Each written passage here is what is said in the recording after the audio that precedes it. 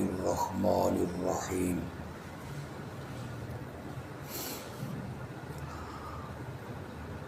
ان اللہ وملائکتہ یصلون علی النبی یا ایھا الذین آمنوا صلوا علیہ وسلموا تسلیما۔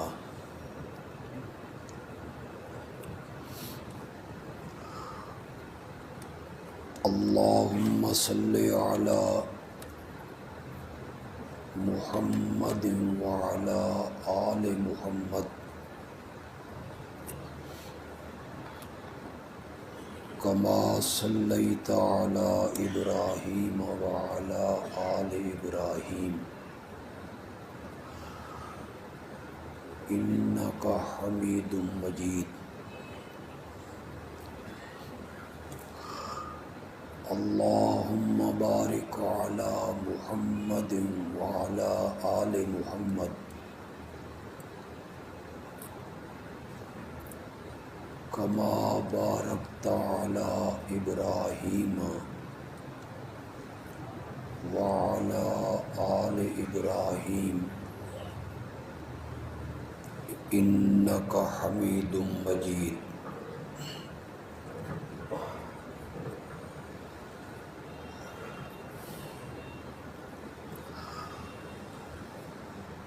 پچھلے 3 سبق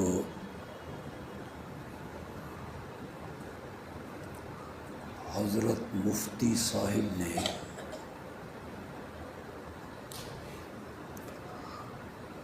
حج بیت اللہ کا طریقہ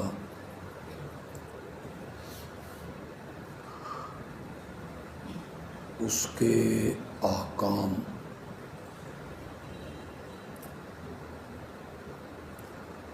حج کے فرائض واجبات سنن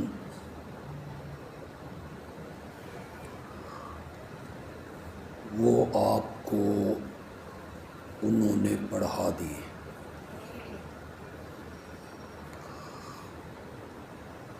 اس ضمن میں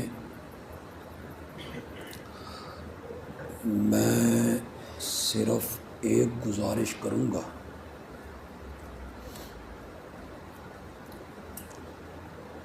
کہ حج بیت اللہ کی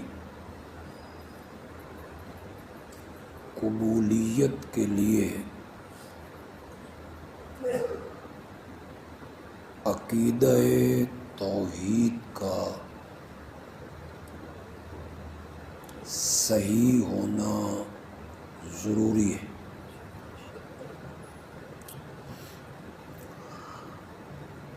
اگر عقیدے میں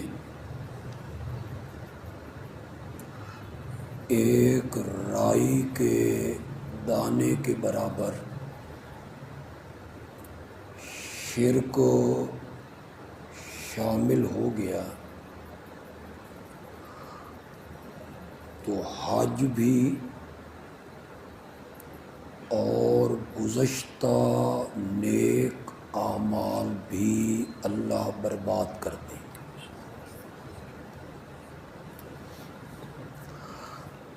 اسی لیے جب حاجی عمرے کا یا حج کا احرام باندھتا ہے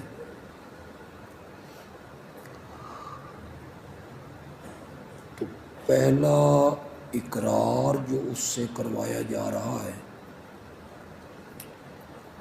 وہ ہے لبیک اللہم لبیک لا شریک لک۔ اے اللہ میں حاضر ہوں اور تجھ سے وعدہ کرتا ہوں کہ تیرا کوئی بھی شریک نہیں۔ ان الحمد والنعمت لک والملک، ساری حمدیں، تعریفیں، ثنائیں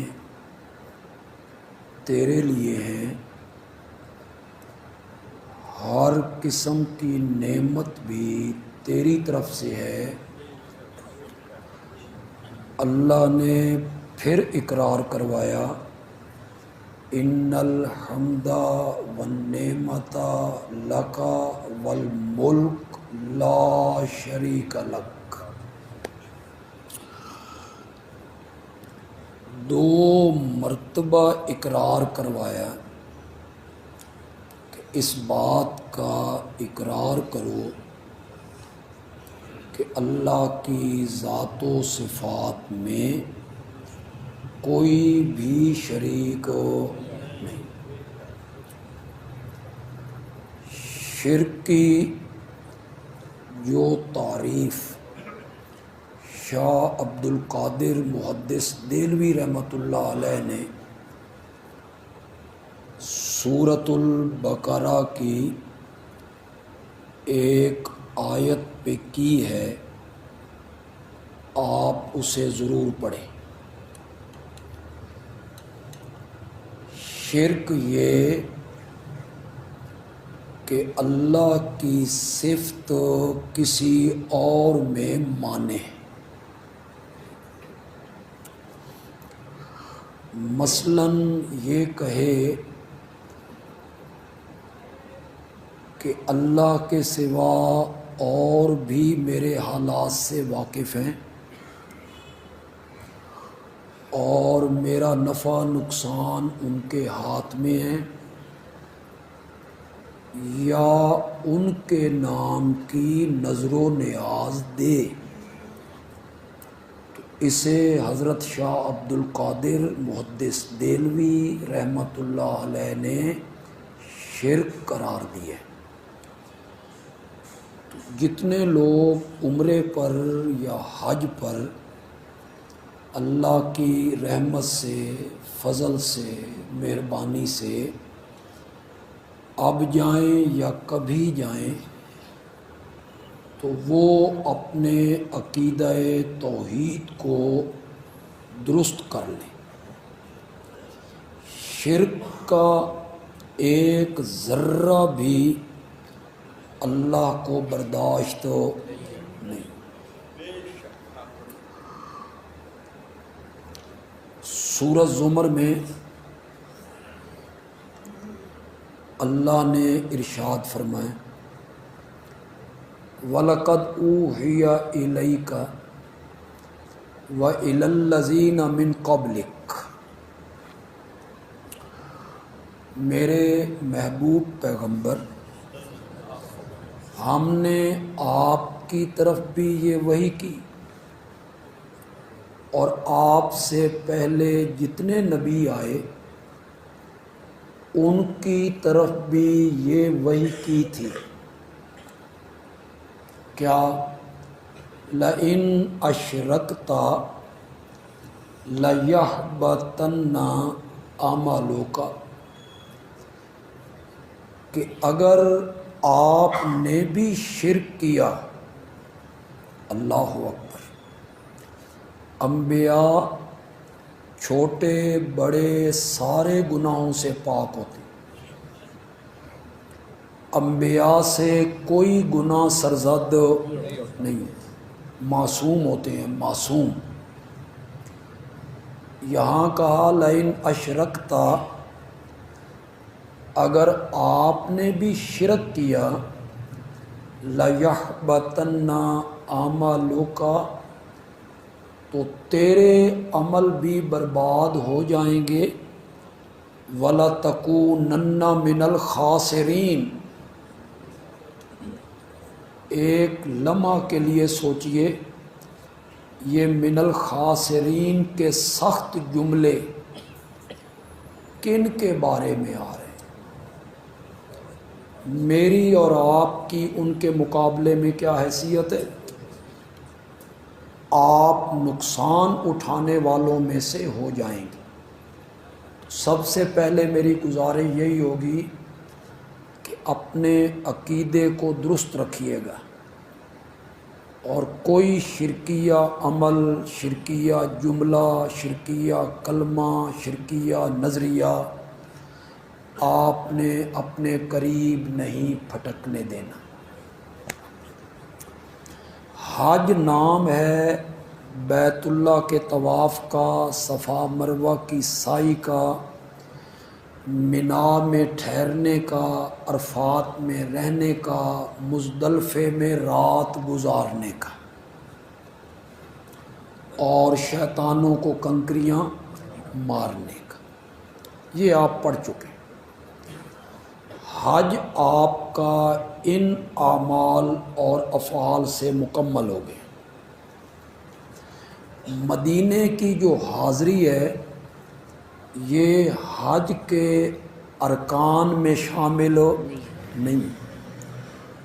اگر کوئی آدمی مدینے نہیں جائے گا تو اس کا حج ہی نامقبول ہو جائے، ایسی بات نہیں۔ حج نام ہے بیت اللہ، مکہ، منا، مزدلفہ، عرفات میں چند ارکان، لیکن ایک مومن مرد اور ایک مومنہ عورت، اس کے لیے اس سے بڑی سعادت کوئی نہیں کہ وہ اس جگہ پہ پہنچ گیا ہے تو اللہ کے نبی کے شہر میں نہ جائے۔ وہاں جانا بڑی سعادت کی بات ہے، بڑی عظمت کی بات ہے۔ یہی وہ شہر ہے جسے میرے آقا کی ہجرت گاہ ہونے کا شرف حاصل ہے۔ اسی شہر میں آپ نے زندگی کے آخری 10 سال گزارے۔ اسی شہر میں زندگی کے آخری 10 سالوں میں قرآن اترتا ہے۔ اس شہر کی جو عظمت ہے، محبت ہے، پیار ہے، وہ ہر مومن کے دل میں۔ خود نبی اکرم صلی اللہ علیہ وسلم مدینے سے محبت کرتے۔ حدیث میں آتا ہے کہ جب آپ سفر سے تشریف لاتے اور مدینہ کے در و دیوار اور مدینہ کے آثار نظر آتے تو آپ اپنی سواری کو تیز کر دیا کرتے کہ میں جلدی مدینہ پہنچوں۔ تو مدینہ سے خود میرے آقا بھی محبت کرتے۔ پھر مدینہ میں ایک مسجد ہے جس کا نام ہے مسجد نبوی، جس کو ابتدا میں جب تعمیر کیا گیا تو اس کے پتھر ڈھونے والوں میں میرے آقا بھی شامل۔ میں کہا کرتا ہوں، یہ تو درس کا ماحول ہے، میں کہا کرتا ہوں کہ مسجد نبوی کی تعمیر میں پتھر ڈھو ڈھو کے لانے والا وہ ہے کہ جب وہ خود گلیوں میں چلتا ہے تو پتھر بھی اس کو سلام کیا کرتے۔ تو وہ پتھر ڈھو کے لا رہے ہیں، میرے نبی اس کی تعمیر میں شامل۔ جہاں ایک نماز پڑھی جائے تو 1000 نماز کا ثواب ملتا ہے۔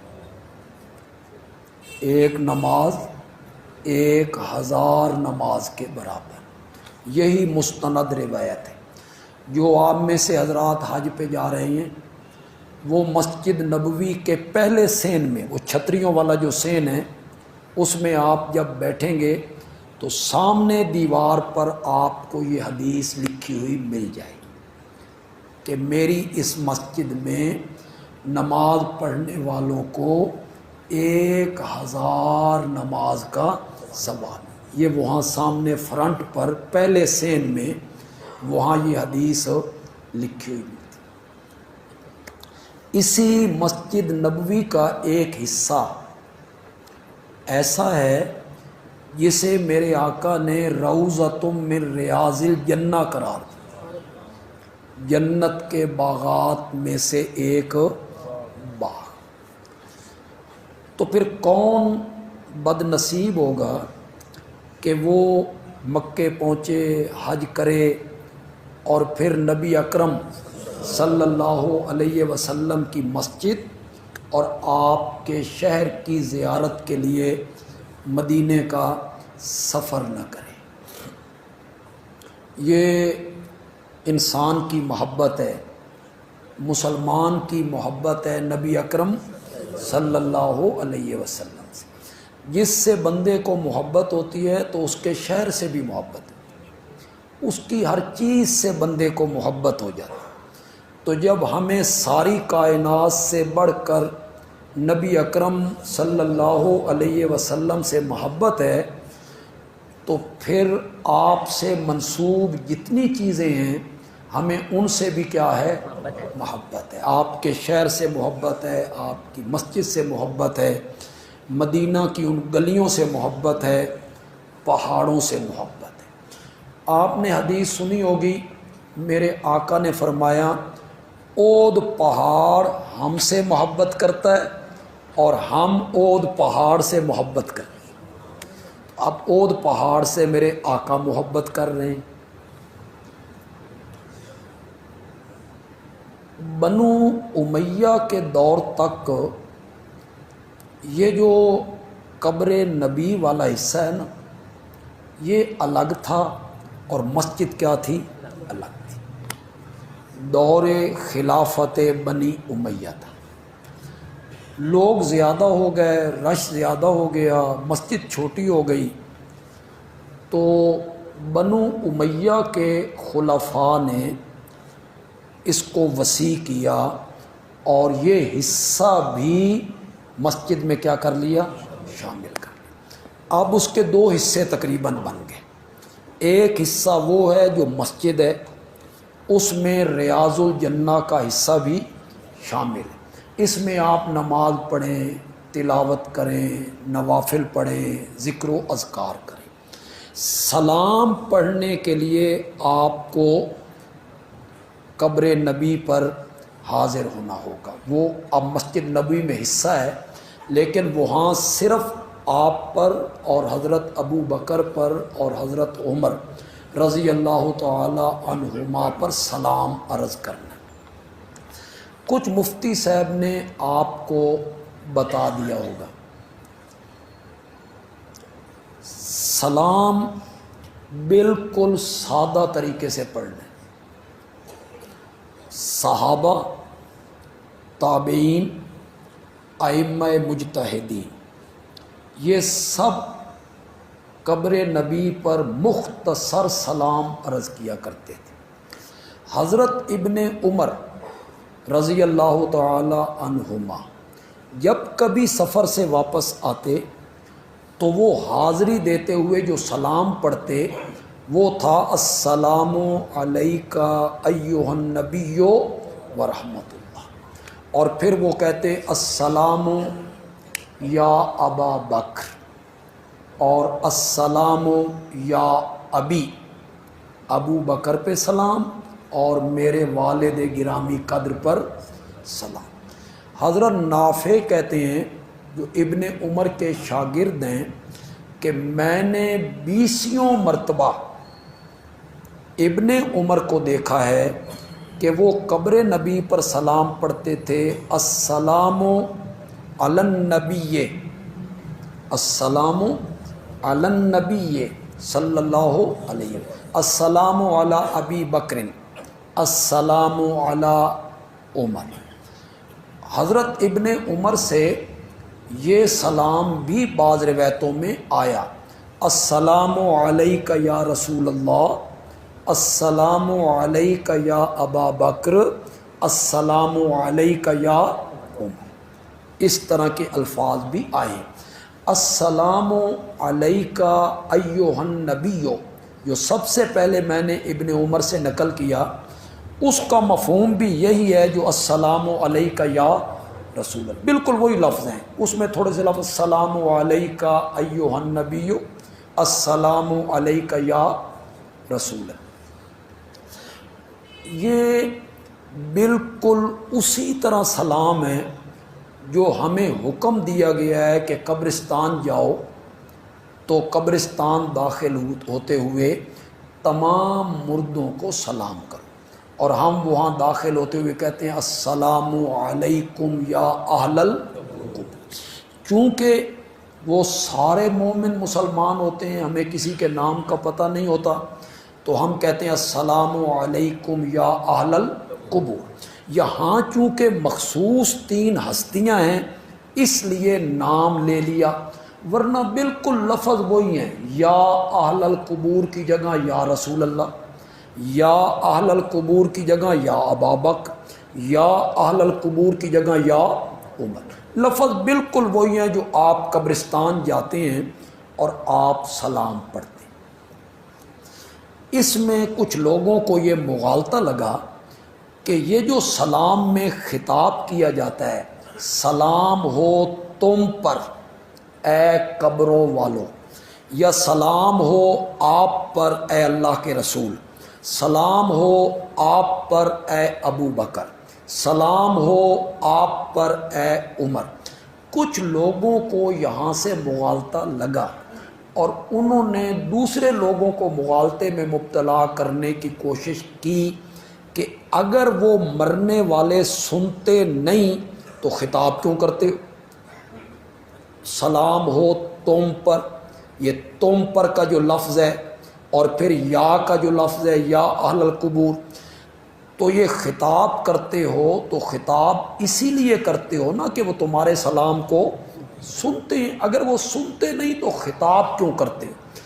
یہ ایک علمی سی گفتگو ہے، اتنی علمی بھی نہیں ہے، لیکن علماء نے اسے پیچیدہ کر دی ہے اور عوام کو مغالطے میں ڈال دی۔ ذہن میں رکھیے گا، خطاب کے لیے سماع شرط نہیں ہے، یعنی جہاں خطاب کیا جائے ضروری ہو کہ وہ سن رہا ہو، ایسا نہیں ہے۔ اس کی بڑی دلیلیں ہیں قرآن میں، حدیث میں، یعنی خطاب کے لیے سننا ضروری نہیں۔ مؤذن صبح کی اذان دے رہا، آپ اپنے گھر کے کمرے میں اور لیٹے ہوئے، اور مؤذن کہتا ہے الصلاۃ خیر من النوم، تو آپ وہاں اپنے بستر پہ لیٹے ہوئے کہتے ہیں صدقتا۔ یہ صدقتا کا کیا معنی؟ تو نے سچ کہا، یہ ہم نے اس مؤذن کو خطاب کیا، صدقتا، تو نے سچ کہا، تو نے نیکی کا حکم دیا۔ کیا اس نظریے سے وہ بندہ کہتا ہے کہ وہ مؤذن سن رہا؟ تو یہ کہاں سے ثابت ہو گیا کہ جہاں خطاب کیا جائے تو وہ خطاب کو سنے بھی صحیح؟ کوئی ضروری نہیں ہے۔ حضرت ابراہیم علیہ السلام بت خانے میں داخل ہوئے اور وہ جو بت پڑے ہوئے تھے ان کے آگے کھانے رکھے ہوئے تھے، تو حضرت ابراہیم علیہ السلام ان بتوں کو خطاب کرتے ہیں الا تاکلون، کھاتے کیوں نہیں ہو؟ مالکم، مالکم، کم کا کیا معنی؟ وہی السلام علیکم، مالکم، تمہیں کیا ہو گیا ہے، مجھ سے بات نہیں کرتے ہو؟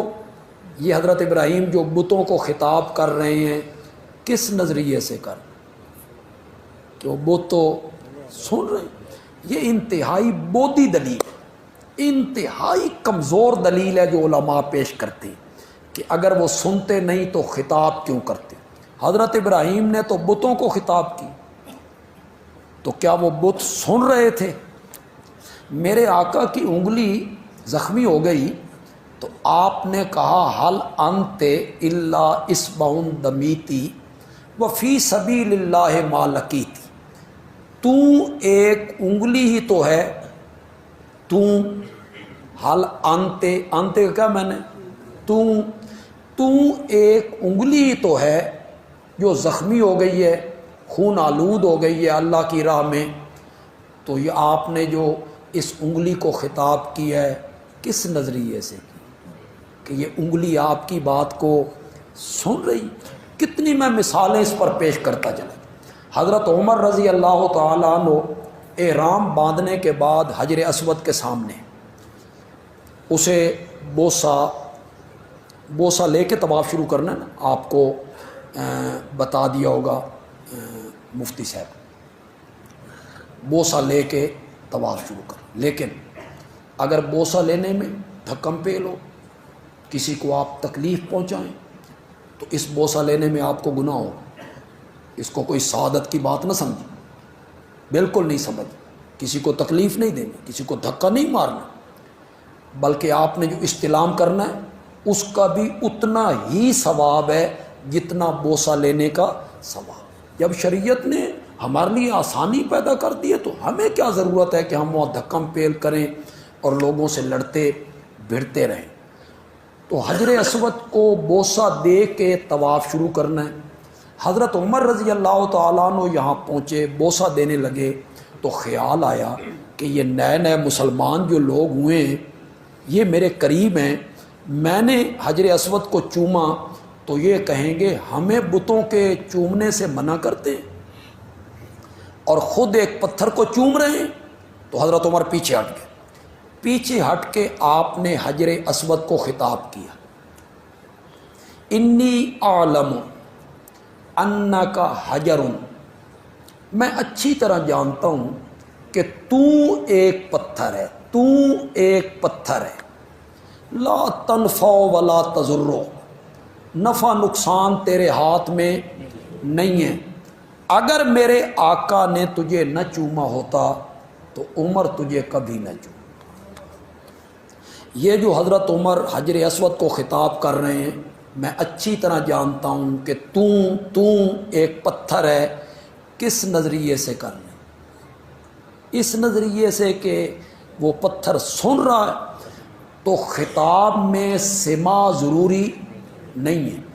آپ نے وہاں یہ نہیں نظریہ رکھنا کہ ہمارا سلام آپ سن رہے ہیں یا ہمارا سلام اس کا آپ جواب دے رہے ہیں، کسی حدیث سے یہ بات ثابت نہیں ہے۔ پھر ایک دفعہ سنیے گا، جتنے لوگ آئے ہیں کوئی دوسرے مسلک کے ہیں میرے بھائی، بات ذہن میں رکھیے گا، کوئی ایک روایت بھی نہیں سننے کی، جتنی روایتیں ہیں نا وہ موضوع ہیں، گھڑی ہوئی ہیں، ان کے اکثر راوی شیعہ ہیں۔ مزہ نہیں آ گیا؟ ان روایتوں کے اکثر راوی کیا ہیں؟ شیعہ ہیں۔ جن روایتوں میں یہ سننے سنانے والی باتیں آئی ہیں، کوئی صحیح روایت اس بارے میں نہیں ہے۔ تو آپ نے روضہ رسول پر بڑے ادب و احترام سے سلام عرض کرنا ہے۔ پہلا سوراخ، اس کے بعد دوسرا سوراخ حضرت ابو بکر رضی اللہ تعالیٰ عنہ، اور تیسرا سوراخ جالی میں حضرت عمر رضی اللہ تعالیٰ۔ جو ذوق ہے نا اور محبت اور جذبات یہ ایک الگ چیز ہوتی ہے، اور حقیقت جو ہے وہ بالکل الگ ہے۔ جذبات ایک الگ چیز ہے، محبت، جذبات، شوق، ذوق، لیکن حقیقت وہی ہے جو کام اور عمل میرے آقا کے صحابہ نے کی۔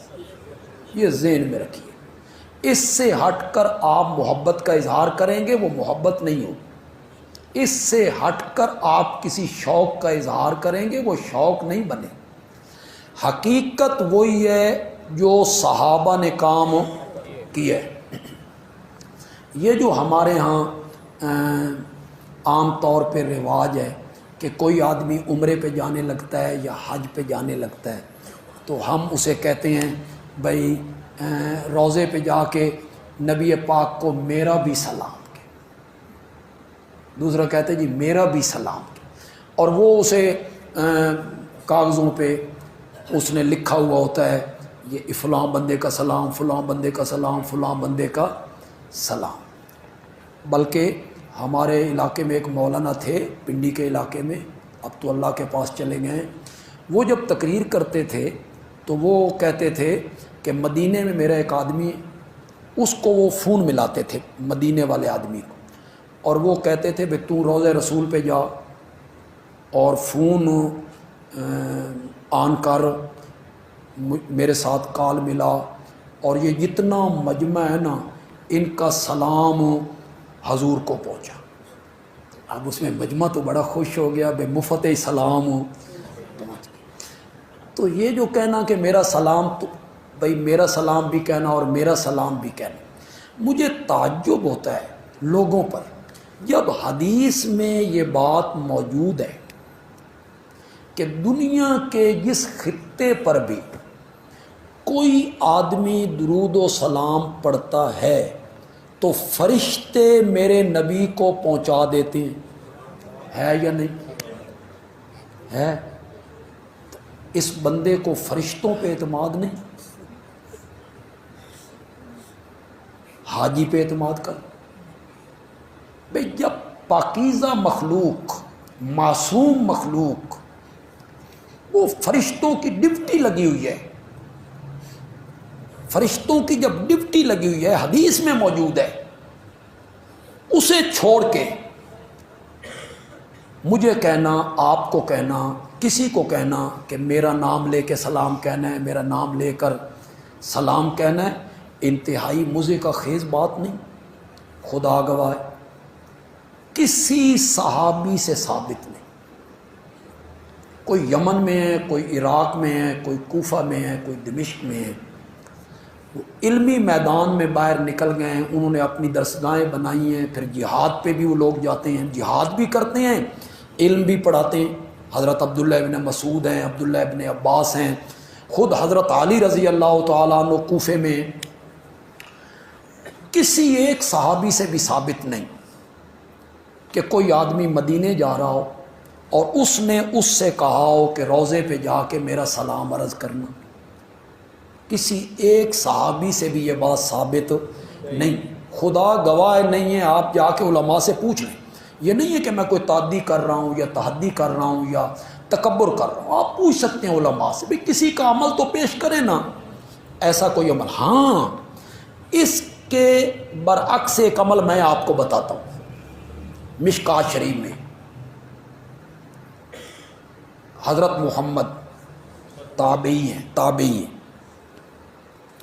جابر ابن عبداللہ فوت ہونے لگے، حضرت جابر ابن عبداللہ یہ صحابی ہیں، ان کا انتقال ہونے لگا، تو یہ جو تابعی ہیں نا محمد، ان سے یہ کہتے ہیں کہ فوت ہو جانے کے بعد تم اس جہان میں جا رہے ہو، وہاں جا کے نبی پاک کو میرا سلام دو۔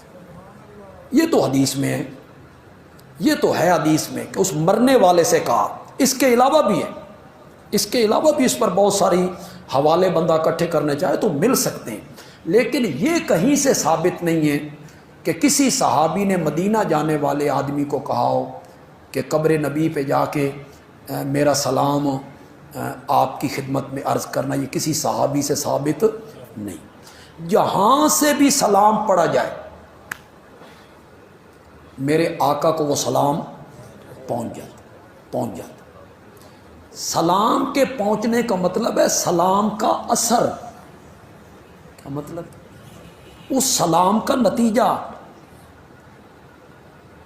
میں ایک حدیث پڑھ دیتا ہوں، یہ جو ہم التحیات میں پڑھتے ہیں، ہر روز پڑھتے ہیں، السلام علینا وعلی عباد اللہ الصالحین، سلام ہو ہم پر اور اللہ کے تمام نیک بندوں پر۔ پڑھتے ہیں اللہ کے تمام نیک بندوں پر، ہر نمازی پڑھتا ہے التحیات میں۔ میرے آقا نے فرمایا، یہ غور سے سنیے گا جناب، میرے آقا نے فرمایا دنیا کے جس خطے میں کوئی مسلمان بستا ہے اس نمازی کا سلام اس کو پہنچ جاتا ہے۔ کیا ہوتا ہے؟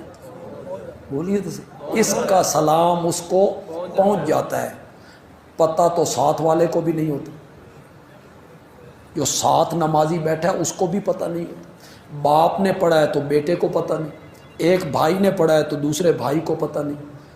تو پھر اس کا کیا معنی ہے کہ نمازی کا سلام اس کو پہنچ جاتا ہے؟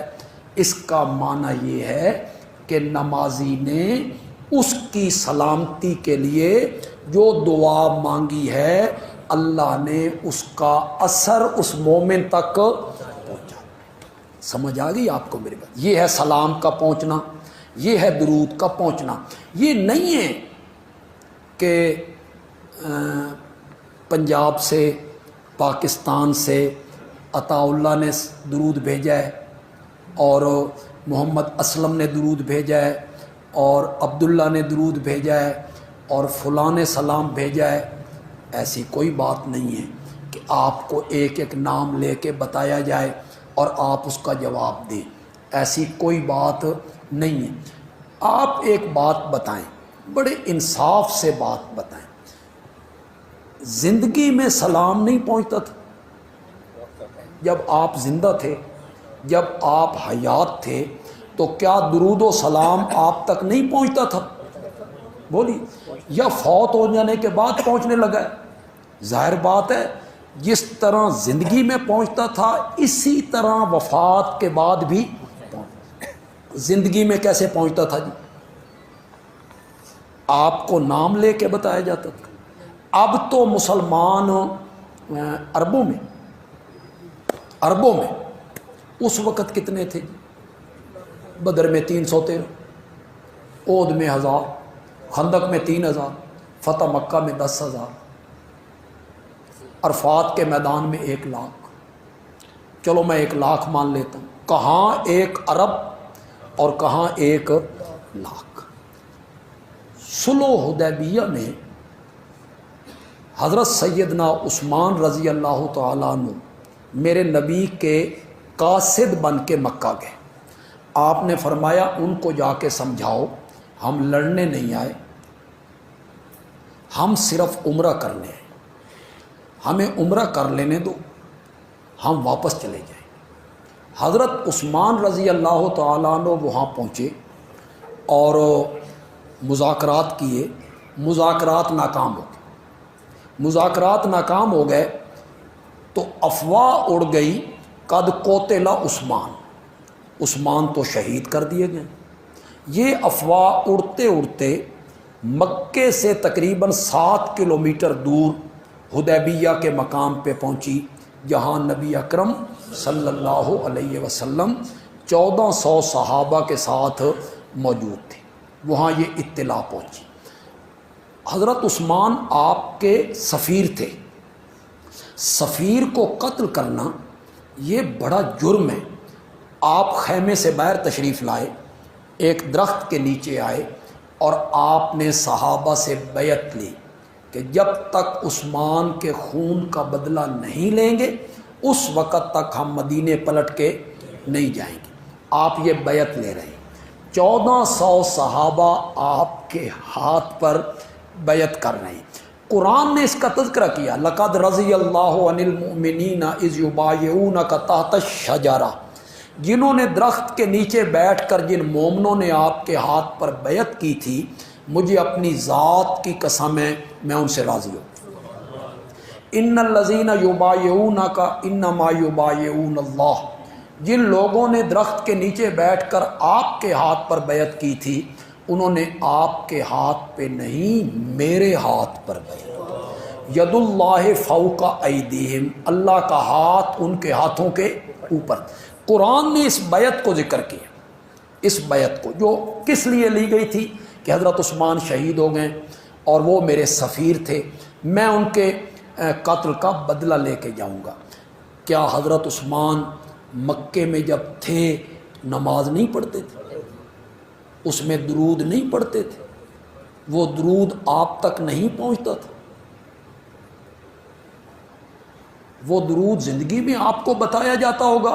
عثمان جو عفان کے بیٹے ہیں انہوں نے درود پڑھا ہے، تو میرے آقا کو تو پتہ چل جانا چاہیے تھا کہ عثمان شہید نہیں ہوئے. ابھی ابھی ان کا درود پہنچا ہے, ابھی ابھی ان کا درود مجھ تک پہنچا ہے, تو آپ پھر درخت کے نیچے بیٹھ کر بیعت لیتے؟ پھر یہ سارا کچھ ہوتا نہ ہوتا. کوئی ایک واقعہ نہیں ہے آپ کی زندگی کا.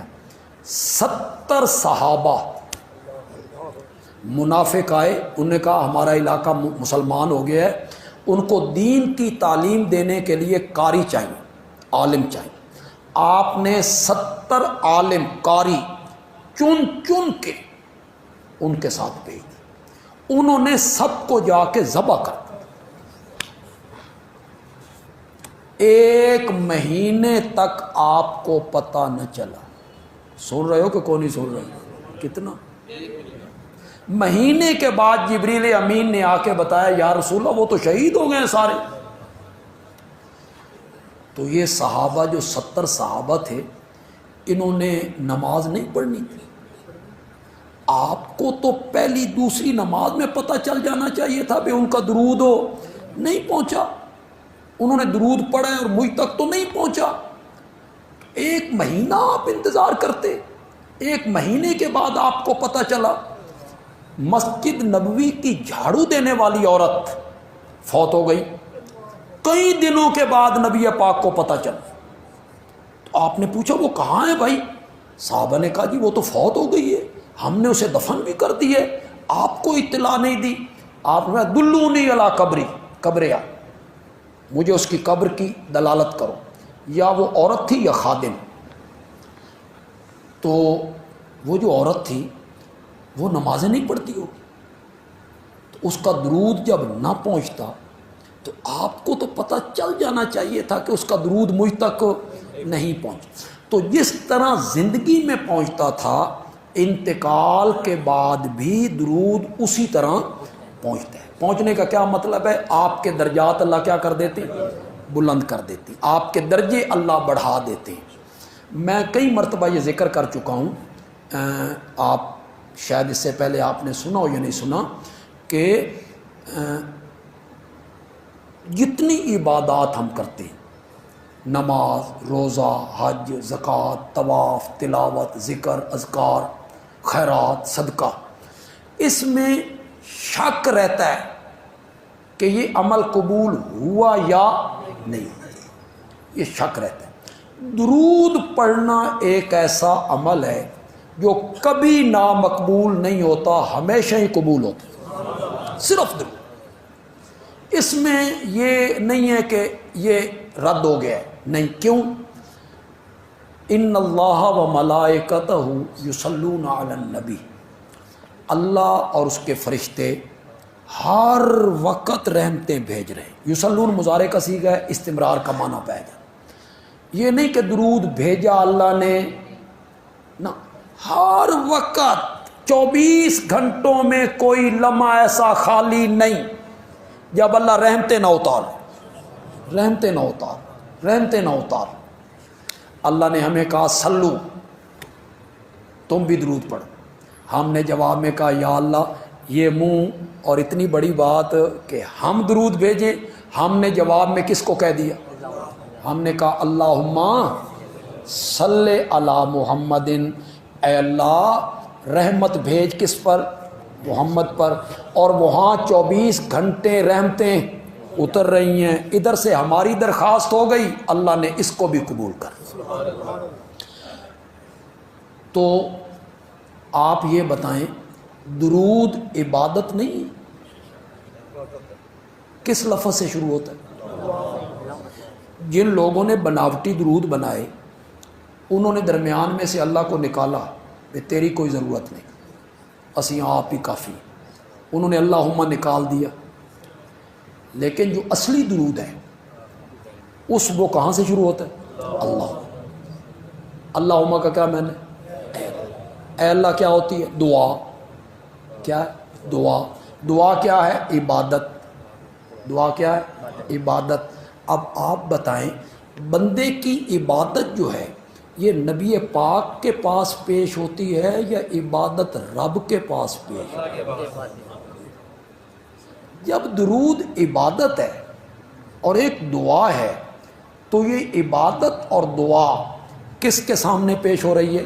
اللہ کے سامنے پیش ہو رہی ہے، اور اللہ نبی پاک کے درجات اور بلند کر رہا ہے اور بلند کر رہا ہے، اور جو درود پڑھنے والا ہے اس کو اللہ نیکیاں عطا کر رہے ہیں، اس کے گناہ اللہ جھاڑ رہے ہیں، اور جنت میں اللہ اس کے درجے بلند کر رہے ہیں۔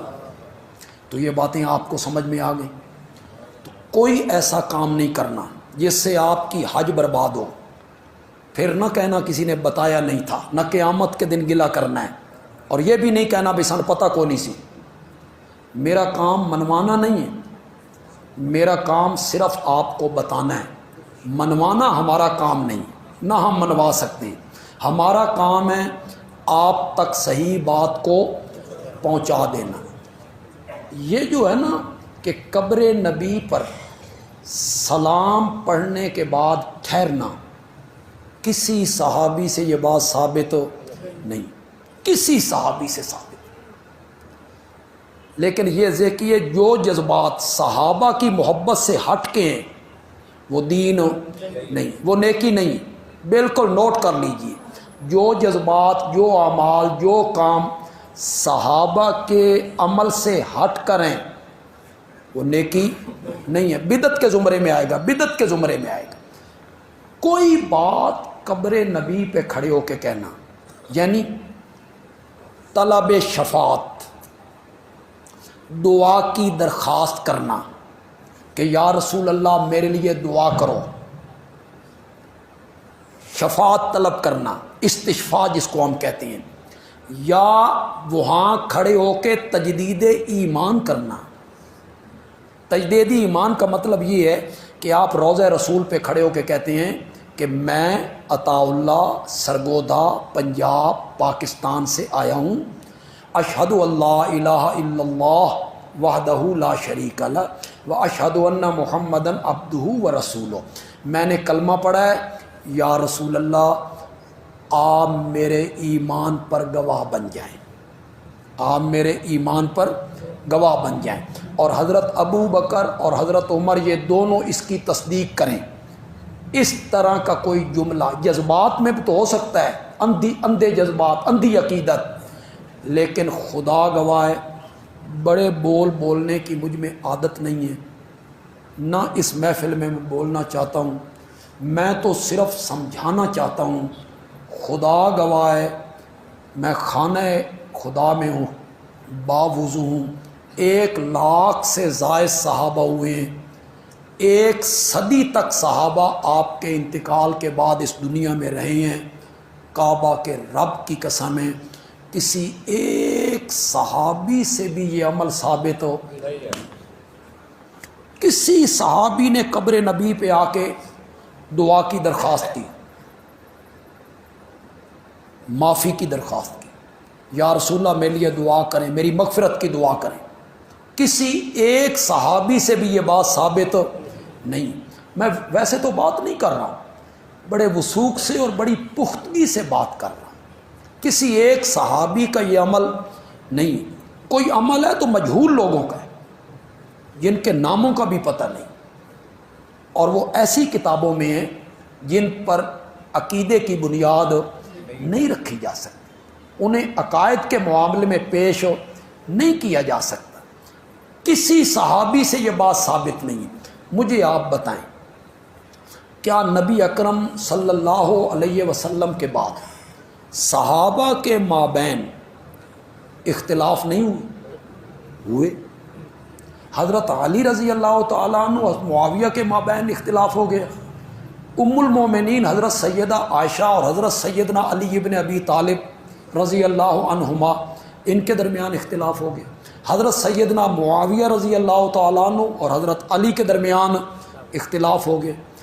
کسی صحابی نے یہ کہا کہ یار کیوں لڑتے ہو، کیوں اختلاف کرتے ہو، آؤ قبر نبی پہ جائیں اور آپ سے جا کے فیصلہ کروا لیں، آپ سے پوچھ لیں؟ کسی صحابی نے یہ کہا تو طلب دعا، طلب شفاعت، تجدید ایمان اور اس پر آپ کو گواہ بنانا، کسی صحابی سے یہ ثابت نہیں ہے۔ علامہ آلوسی نے تفسیر روح المعانی میں اس کی دھجیاں اڑا کے رکھ دی، کہتا ہے سلف میں سے کسی آدمی سے یہ بات ثابت نہیں ہے اور یہ ایک واضح بدعت ہے۔ یہ علامہ آلوسی نے روح المعانی میں لکھا ہے جناب کہ کسی سلف میں کسی نیک بندے سے کسی صحابی سے یہ بات ثابت نہیں۔ اور میرے آقا نے فرمایا، اسے ذرا غور سے سنیے، میرے آقا نے فرمایا جس بندے نے مدینے میں کوئی بدعت کی فعلیہ لعنت اللہ والملائکہ والناس، اس پر اللہ کی لعنت ہے، اس پر فرشتوں کی لعنت ہے اور اس پر سب لوگوں کی لعنت ہے۔ کرنے گئے حج اور سمیٹ کے کیا لائے؟ لعنتیں۔ یہ پڑھایا جا رہا ہے حاجیوں کو، بدعت کا ارتکاب کریں گے تو پھر اس کی یہ وعید اپنے ذہن میں رکھیے گا۔ جن لوگوں کو یہ مغالطہ لگا، سورت نساء کی آیت نمبر 64 سے، ذرا قرآن مجھے دیں، سورت نساء کی آیت نمبر 64 سے جن لوگوں نے اسے بطور دلیل پیش کیا، سورت نساء کی آیت نمبر 64،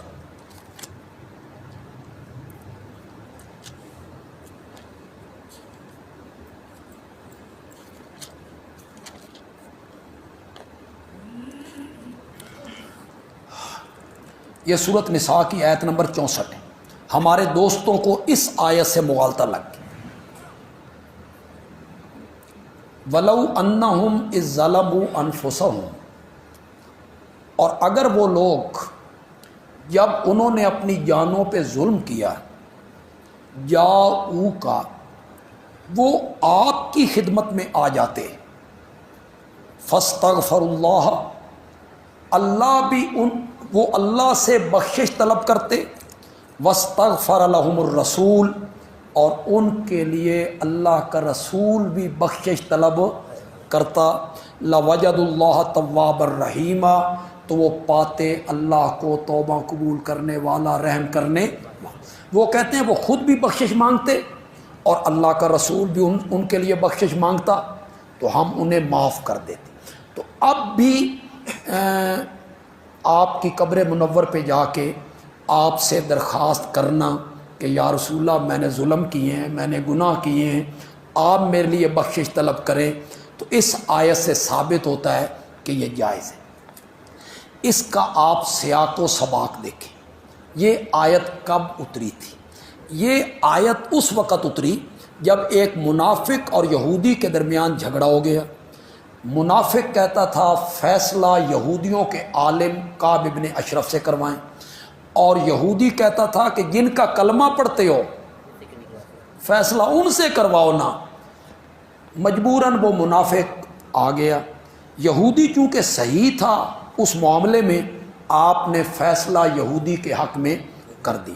باہر نکل کے منافق نے کہا فیصلہ تو ہو گیا ہے، چلو حضرت عمر سے توثیق کروا لیں۔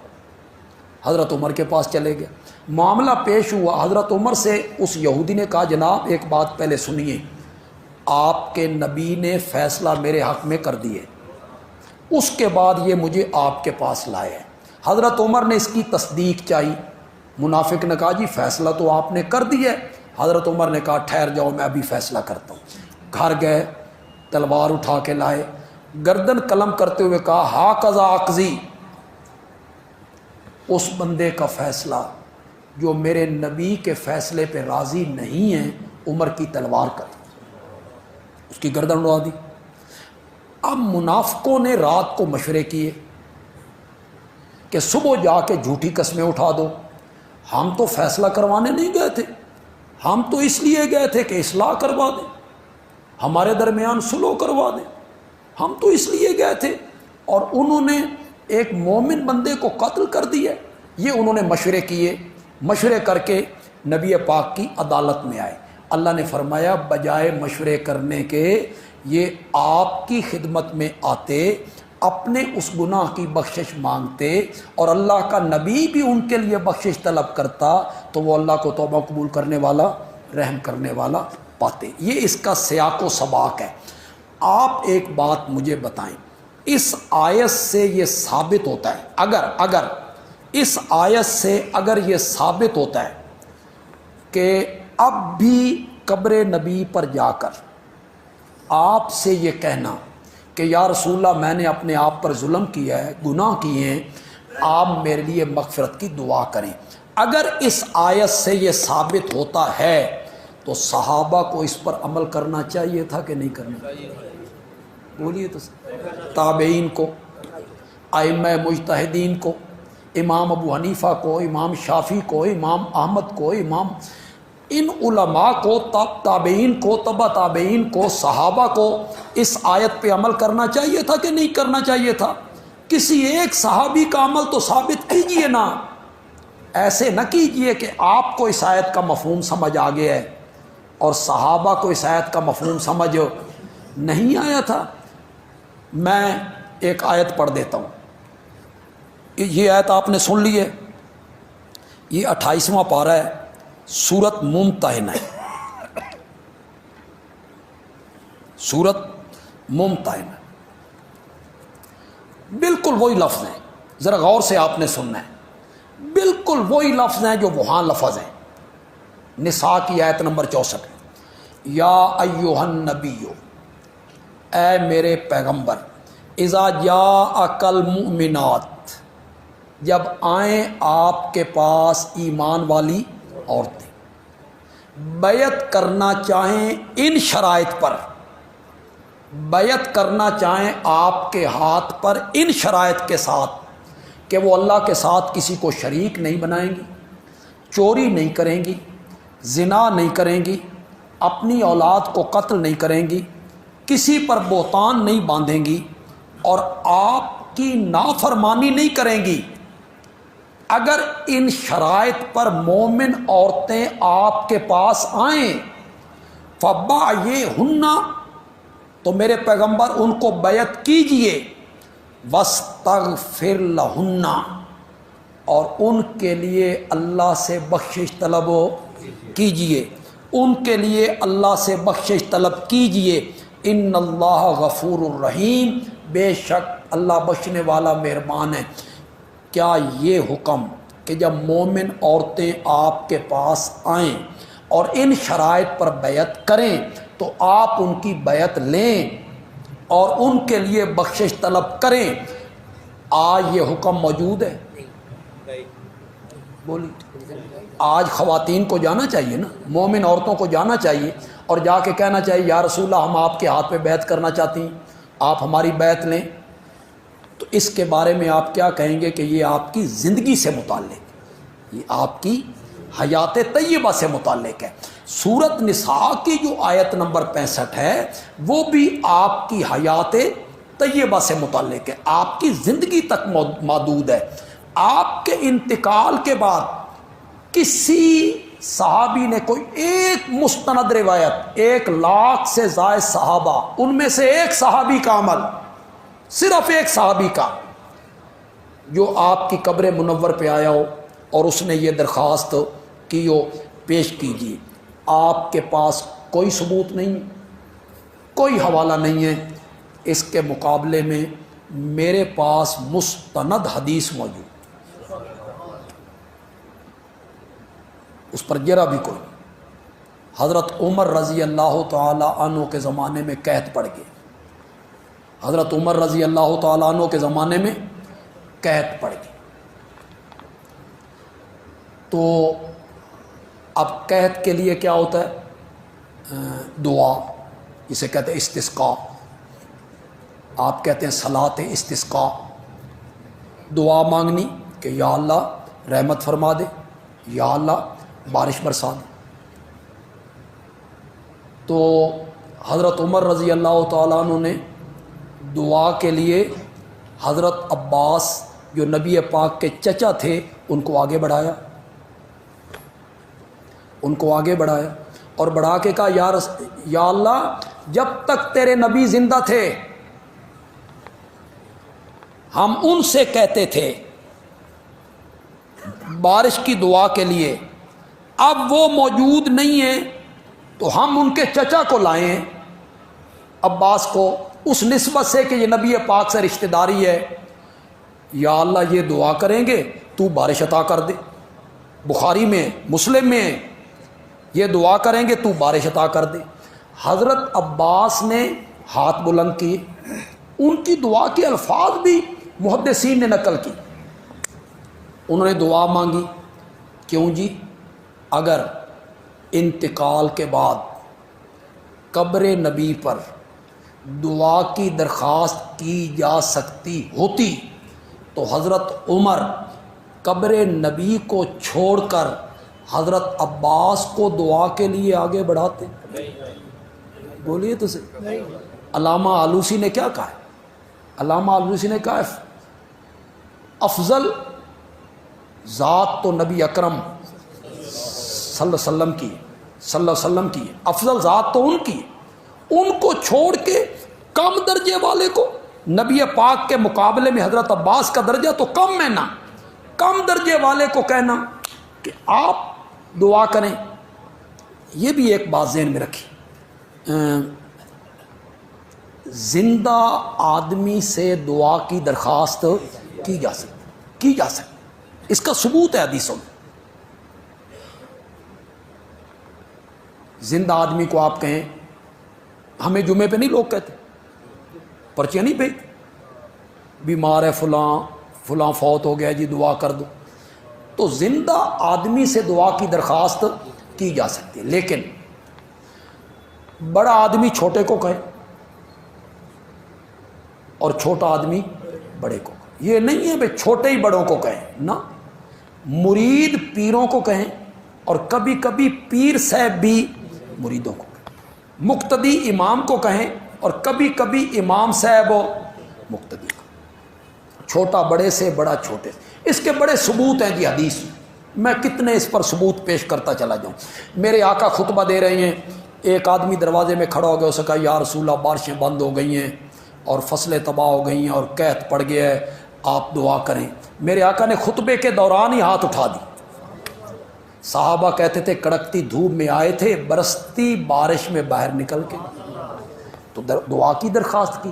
میرے آقا نے یہ تو نہیں کہا بارش برسانا میرا اختیار میں، یہ صحابی نے بھی نہیں کہا یا رسول اللہ آپ برسائیں، پورا ہفتہ بارش برستی رہی، دوسرے جمعے پہ وہی بندہ یا کوئی اور بندہ پھر کھڑا ہو گیا، اس نے کہا یا رسول اللہ ہڑتے مردے ہیں، جانور باندھنے کی جگہ کوئی نہیں، چلنے کے راستے کوئی نہیں، آپ دعا کریں اللہ بارش بند کرے۔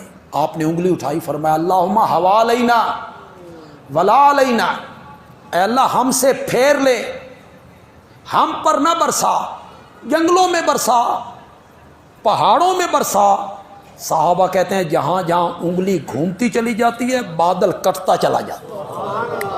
یہ چھوٹا بندہ بڑے کو کہہ رہا ہے میرے لیے کیا کرو، دعا کرو۔ حضرت ابو ہریرہ کہتے ہیں یا رسول اللہ میری ماں کافرہ ہے، آپ اس کے ایمان کے لیے دعا کریں، جائز ہے۔ حضرت عمر رضی اللہ تعالیٰ عنہ عمرے کے لیے جانے لگے، نبی اکرم صلی اللہ علیہ وسلم کو ملے تو آپ نے فرمایا اپنی دعاؤں میں وہاں جا کے ہمیں نہ بھولنا۔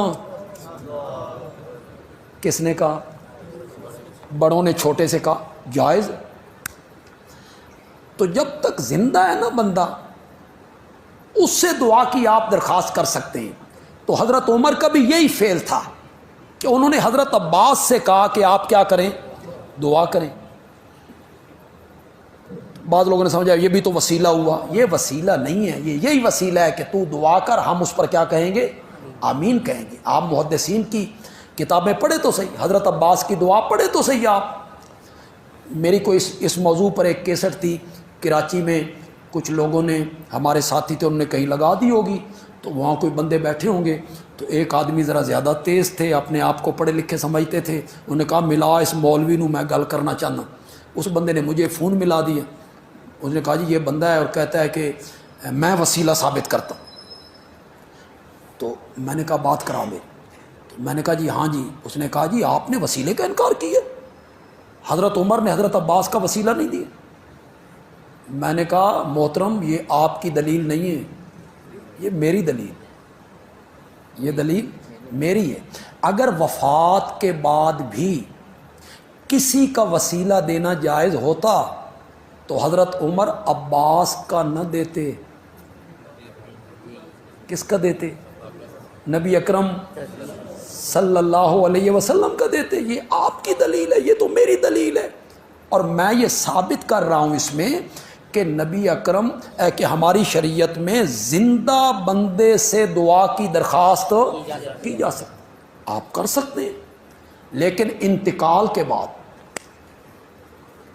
ان سے دعا نہیں کروانی, ان کے لیے کیا کرنا. اگر آپ کو بات تو میں نے حقیقت بتائی آپ کو, جذبات سے آپ ہٹ جائیں بالکل. پڑھے ذرا درود. یہ کیا ہے؟ دعا ہے. کون مانگ رہا ہے؟ آپ. میں. کن کے لیے؟ یہ انتقال کے. میں دعا مانگ رہا ہوں نبی اکرم صلی اللہ علیہ وسلم کے لیے. اذان کے بعد کیا پڑھتے؟ اللہم رب ھذہ الدعوۃ التامہ والصلاۃ القائمہ آت محمدا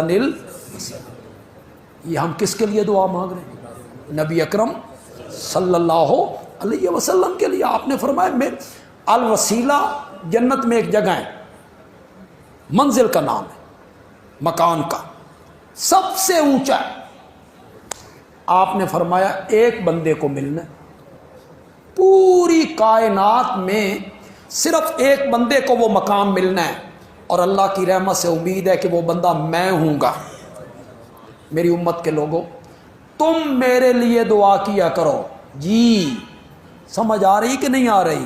میرے آقا کیا کہہ رہے ہیں امت کو, آپ کو, مجھے, تم میرے لیے دعا کیا کرو کہ وہ الوسیلہ جو جنت کا مقام ہے, یا اللہ وہ ہمارے پیارے پیغمبر کو دینا جس میرے امتی نے اذان کے بعد میرے لیے دعا مانگی, اس کی شفاعت مجھ پر واجب ہو, اس کی شفاعت مجھ پر واجب ہوگی. تو ہم اپنے نبی کے لیے دعا مانگ رہے ہیں. تو یہ سارا طریقہ میں نے آپ کو بتایا. آپ جو حج پہ جا رہے ہیں یا عمرے پہ جاتے رہتے ہیں, آپ جذبات سے ہٹ کے فیصلے کیا کریں. جو اس طرح میں نے آپ کو سمجھا دیا ہے, کوشش کریں کہ کوئی ایسا کام جو صحابہ کے عمل کے خلاف ہو وہ آپ سے سرزد نہ ہو, جو تابعین کے عمل کے خلاف ہو وہ آپ سے سرزد نہ ہو. آپ نبی پاک کے زیادہ محب نہیں ہیں, آپ سے بہت بڑھ کر محب تھے صحابہ. آپ اس کی گرد راہ کو بھی نہیں پہنچ سکتے, آپ انہیں نہیں پہنچ سکتے جس طرح کی محبت ان کو تھی, جس طرح کا پیار ان کو تھا نبی پاک سے. تو جو عمل وہاں انہوں نے کیے ہیں وہی عمل ہمیں بھی اپنانے چاہیے. وما علینا الا البلاغ المبین. الحمدللہ رب العالمین والصلاۃ والسلام